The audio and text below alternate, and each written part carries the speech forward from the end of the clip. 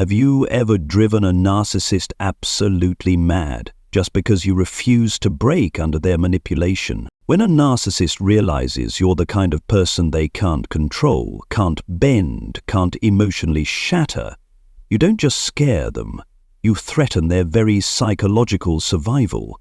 And from that moment, a silent war begins. They'll smile at you, but their eyes burn with envy. They'll pretend to care while secretly plotting your downfall. They can't stand your inner peace, that quiet, unshakable confidence they'll never have. And that makes them furious. In this video, we're exposing the subtle yet toxic reactions narcissists show when they realize they can't break you. From covert hostility, fake victimhood, to desperate emotional hoovering, you'll learn to spot it all and never fall into their trap again. If you've ever been confused about why someone who claimed to love you suddenly tried to destroy you when you stood your ground, this video is for you.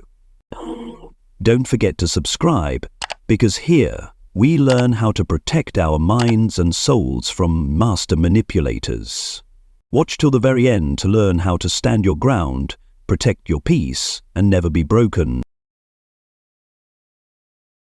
There's a truth few people are willing to face. It's not you that the narcissist fears.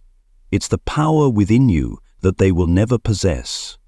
When someone can't be manipulated, doesn't react the way the narcissist expects, doesn't bow down to please them, to a narcissist that's more threatening than rejection itself. Because you've unintentionally done the worst thing possible to them. You've exposed their powerlessness. They no longer have control. They no longer have the ability to regulate your emotions. And for someone whose entire identity is built on controlling others, that's an ego collapse. Do you know what truly makes a narcissist lose control? Not your anger, not your arguments, not even calling them out. It's when you do absolutely nothing, when you're silent, when you walk away without even closing the door, when you exist in peace and no longer need them in any form.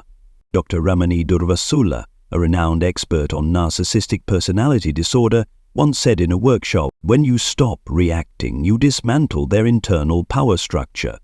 To them, it's like you've broken the psychological skeleton they rely on to survive. This isn't just theory. This is a reality millions of survivors of narcissistic abuse have come to know. When you stop reacting, you force them to face a truth they've avoided their entire life. They don't have control over you. And that's when the shape-shifting begins. From someone who once appeared perfect, charming, and ideal, they now turn cold, resentful, even ruthless. They might send you long, dramatic messages portraying themselves as the victim, blaming you for being cruel for leaving, spread false stories to friends and family, claiming you're unstable or hard to deal with. Try anything to provoke a reaction, whether through guilt or rage, because any response means you still care. They don't want you back out of love. They just need to know they still affect you. And once you understand that, you've taken a massive step on the path of healing. Ignored, don't fall into the trap that so many do. Trying to explain yourself to a narcissist. Trying to make them see the truth. Trying to keep the peace. What you're really doing is handing weapons to someone who never fights fair. As Dr. Les Carter, a psychotherapist with years of experience treating narcissistic abuse, says, narcissists are not interested in understanding you. They're only interested in controlling the version of you they've created in their head. So it doesn't matter if you're reasonable, kind, or logical. To them, truth is just raw material to distort. Think of it this way. You are a mountain, unshakable, still, calm in the storm. The storm may howl, rage, try to tear you down, but you do not respond. You're not silent because you're weak. You're silent because you are awake. And that awakening, that's what terrifies those who once controlled you. In the next section, we'll explore the exact tactics narcissists use to try and pull you back, and how to shut down each one with cold clarity and sharp awareness. If you've ever been manipulated, falsely accused, or made to doubt your worth, keep watching, because you're not alone, and you can reclaim your emotional freedom. Imagine you've just walked out of a toxic storm. Not a storm of screaming or chaos, but one of cold silence, piercing stares that make you feel invisible, and whispered words that strike your self-worth like tiny needles. Too subtle for anyone else to notice, but sharp enough to make you question yourself. And just as you start to stand tall, lift your head and walk away, you realize something. The narcissist doesn't give up. They don't surrender, but not because they love you, because they can't stand that you left without being destroyed.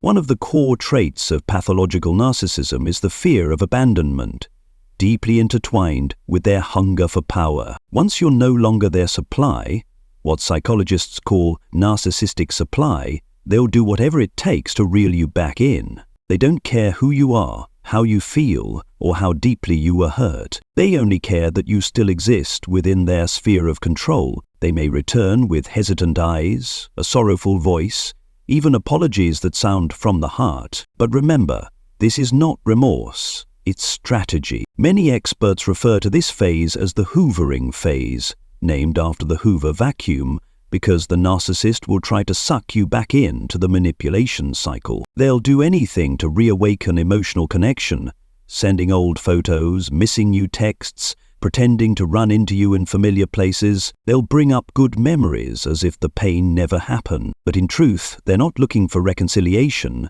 They want your surrender. They want you disarmed. And the moment you respond, even with a simple hi, they'll quickly start checking for signs of vulnerability. Do you still miss them? Do you still care about their approval? This is the moment you must remember one crucial truth. Every response is an open door. Every text reply, every polite, "I'm fine, thanks," becomes a hook they'll use to hang expectations, manipulate language, and drag you back into a cycle of control and erosion. As Dr. Remini wisely said, no response isn't cruelty, it's self-protection. Because if anyone knows the game, it's those who've lived with narcissists. And one universal truth is they never come back unless they want something. And when they realize you're no longer vulnerable, when you no longer need their praise, no longer obsess over their silence, no longer want to heal or save them, they'll escalate to a new level, destroying your image. They'll fabricate stories, spread rumors to family, friends, even co-workers that you're unstable, overly emotional, hard to deal with, or the real manipulator. They'll try to redefine you in the eyes of others, because even when you're gone, they can't accept losing control over how people see you. And the irony is, that's the moment you truly win. Because winning in a narcissistic relationship isn't about proving them wrong or making them regret. It's when you don't need to prove anything at all. It's when you realize that your peace no longer depends on the approval of someone who once distorted it. It's when you walk away without an explanation and never look back. Many psychologists agree, including Dr. Judith Orloff, who wrote, "Leaving a narcissist is a spiritual journey. You're not just walking away from a person, you're returning to yourself. And that takes courage, awareness, and a great deal of self-love. In the early stages, you may feel guilty. That's the instinct of an empathic heart. You may feel empty because you spent so long living inside a distorted frame of reference. But the beautiful truth is, those feelings will pass. And once they do, you'll no longer want to return to the place that made you question your own worth. So what should you do when the narcissist comes back? No need for dramatic reactions. No need to fight, preach, or explain. Just stay silent, stay clear, and stay consistent. You don't need to slam the door.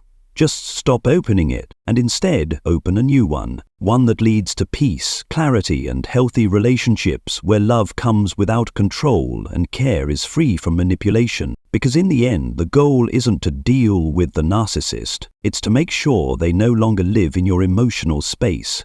And if you're in the early stage of this journey, remember, you are not alone, and you absolutely have the power to rebuild yourself. Stronger, wiser, and freer than ever before. But once you've walked away, walk with conviction. Don't hope they'll change, because that hope is the first trap you need to escape. And don't expect a clean ending, a fair goodbye, or an admission that they were wrong, because it will never come. A narcissist never gives you closure, because to them, closure equals loss of power. They'll leave the door open, vague, unresolved, so that you're always stuck in limbo, clinging to a faint hope that maybe they'll realize, maybe they'll change, maybe they'll come back the right way this time. But that will never happen. Not because you aren't worthy, but because they are incapable of seeing others as real people, with valid emotions and independent value. According to Dr. Elena Greenberg, a specialist in narcissistic personality disorder, narcissists don't leave to close a chapter. They disappear, return, then vanish again. A cycle of manipulation. They don't end things. They leave you to crumble from the lack of clarity.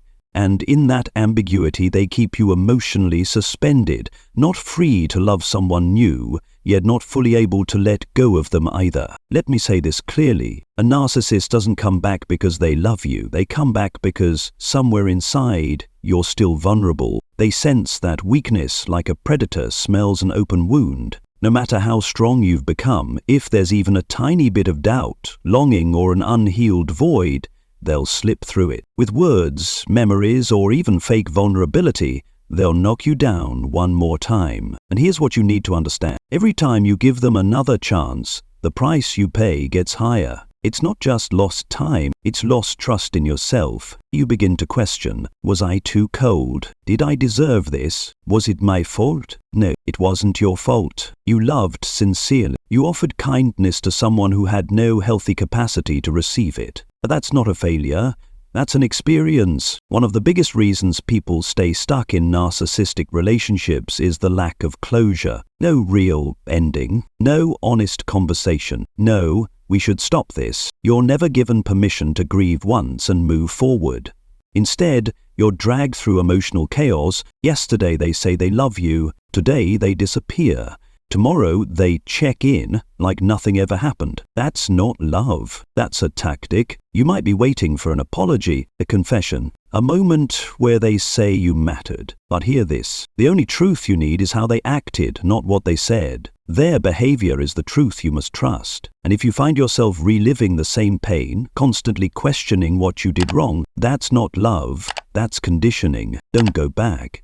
No matter what they say, no matter what they promise, no matter what picture they paint of a better future, someone who couldn't love you healthily before won't magically become kind just because they miss you. They might miss the power, they might miss the control, but they don't miss you as a person. And if they couldn't value you when they had you, then your leaving wasn't your loss, it was theirs. When you walk away, walk like someone who remembers exactly why they had to go. Yes, you'll miss them, but you won't miss the way you felt invisible when you were with them. Yes, you'll feel lonely, but you won't feel hollow like you did when living beside someone who made you doubt your every emotion. And that is the first step toward freedom. According to Dr. Harriet Lerner, author of The Dance of Anger, anger, when processed healthily, is your internal compass, showing you what isn't right.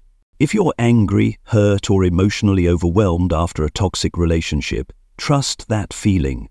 It's telling you you deserve more than this. Write a new story. Take back your voice. And if there's one thing you should hope for, it's not their transformation. It's your own rebirth. Start again, not because they've left, but because you've come back to yourself. Also, don't rush into a new relationship.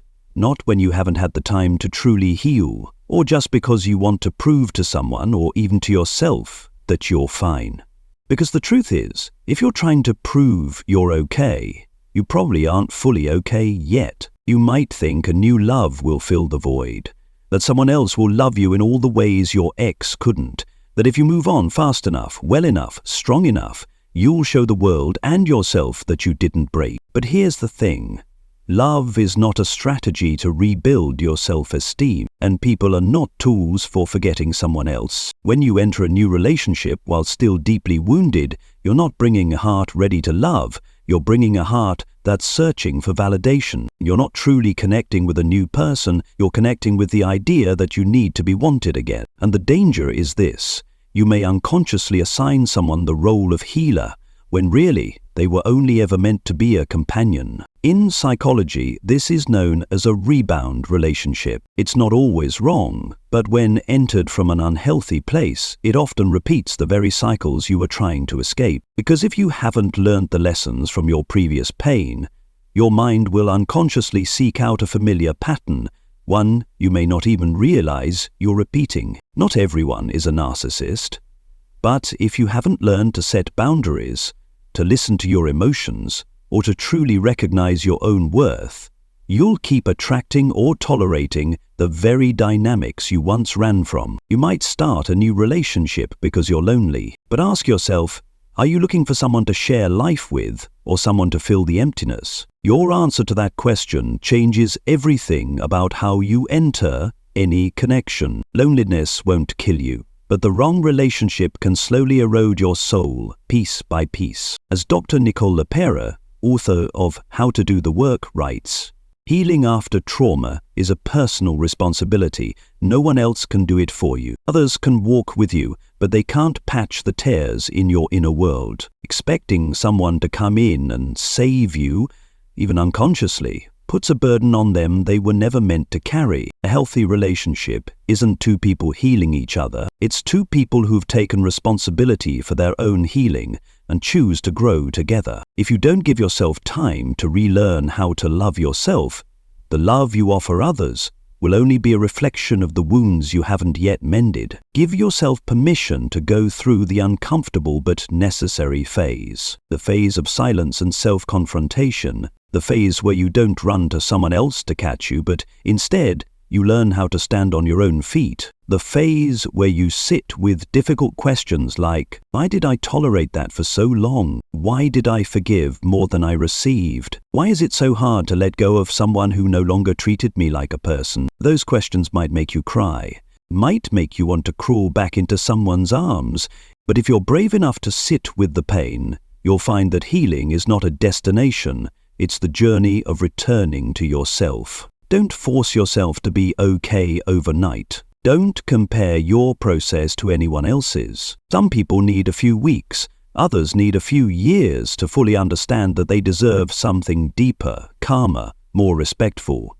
But every small step you take, every time you say no to what no longer fits, every time you choose silence over reaction, every time you prioritize peace over winning, is one step closer to freedom. One day you'll meet someone who doesn't make you anxious over every text, who doesn't make you change to be loved, who doesn't make you feel like you're not enough. But to meet that person, you have to become the kind of person who can recognize real love and distinguish it from emotional manipulation disguised as care. Use this time to learn how to be alone without feeling lonely. Become your own best friend. Rediscover your passions, your interests, your body, your breath, your connection to nature. This isn't blind optimism. It's the process of rebuilding the foundation that once cracked under toxic pressure. No one can hand you confidence, clarity, or freedom unless you give those things to yourself first. A new relationship is not a reward for your pain.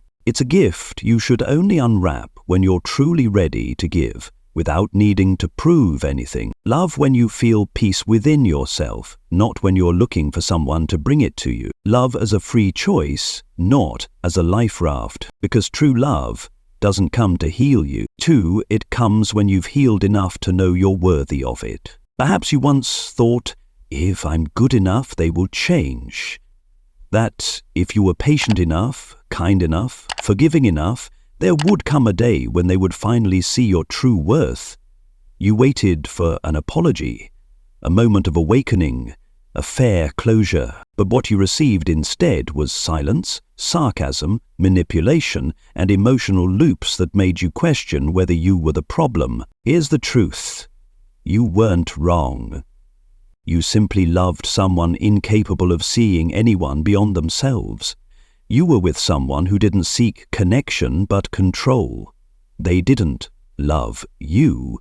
They loved the feeling of having you react, you chase, you feel unsure because of them. And when they discovered you were no longer playing their game, when you stopped reacting, explaining, or needing their validation, their psychological power structure collapsed. A narcissist cannot survive in a space where they're not the center. And the moment you stepped out of that toxic orbit, you became unreachable. But instead of letting go, they will try everything to pull you back. Not out of love, but because they need you back in your old position, beneath them. the desire to annihilate beneath them. They don't want a relationship. They want a mirror to reflect their inflated self-image. And you, with your kindness, your giving nature, your sincerity, became that mirror. Until you stopped reflecting what they wanted, and they shattered you instead of facing themselves. But in that shattering, something miraculous happened. You began to see yourself, truly, finally, not through their warped lens, not filtered by veiled criticism masked as helpful advice, not defined by your ability to please them. He started asking, what do I want? What do I need? Who truly deserves access to my emotional space? You didn't walk away because you were cold or selfish. You walked away because you woke up. And nothing terrifies a narcissist more than a person who's awake, who knows their worth without needing to be told. And from that moment forward, life starts to change. Not easier, not instantly, but more honest. You'll have nights of loneliness, moments of weakness, flashes of doubt. Did I do the right thing? But you'll also have quiet mornings, peaceful afternoons, moments where you no longer have to tiptoe around someone else's volatility. And eventually, you'll sit with yourself and smile. I'm not there anymore. You don't need to win an argument. You don't need their acknowledgement. You don't need a delayed apology to know that you deserved better all along. Healing doesn't come from the outside. It starts with a choice to walk away from what no longer serves your well-being. And you did that. You may not have gotten the ending you hoped for, but you'll receive a beginning you never imagined possible. One that's no longer about, how do I keep someone, but rather, how do I keep myself whole? A love that doesn't begin with someone else, but with you. Because when you stop trying to be chosen, you finally learn how to choose yourself. One day, when you've healed enough, you will love again, but this time it will be different. No more chasing love. No more shrinking yourself to fit someone's mold, but an equal partnership where you are seen, understood, and supported, not to be completed, but to grow together. But to reach that point, you must let yourself walk through the dark. You must sit with the pain you once tried to numb. You must learn to love yourself in the way you once loved others, with patience, grace, and unconditional compassion. It may take you months, it may take years, but don't rush. Don't compare your timeline to anyone else's. Every small step matters. Every no you say to what no longer fits, every boundary you hold, every moment you choose peace over drama is a victory. Someday you'll meet someone who doesn't make you question your worth, who doesn't turn your love into a battlefield, who sees you as whole from the beginning. But to recognize that love, you must become the kind of person who no longer settles for anything less. Learn to live alone without feeling lonely. Be your own best friend. Reconnect with your passions, your body, your breath, your purpose. This isn't toxic positivity. It's a deep rebuild of the foundation that once cracked beneath manipulation. No one can give you the confidence, freedom, or clarity you haven't already given yourself. A new relationship isn't a reward for your pain. It's a gift you should only unwrap when you're ready to give, without needing to prove anything. Love when you feel peace within yourself, not when you're trying to escape your pain. Love as a free choice, not as a rescue mission. Because true love doesn't come to heal you, it arrives when you've healed enough to know you're worthy of it.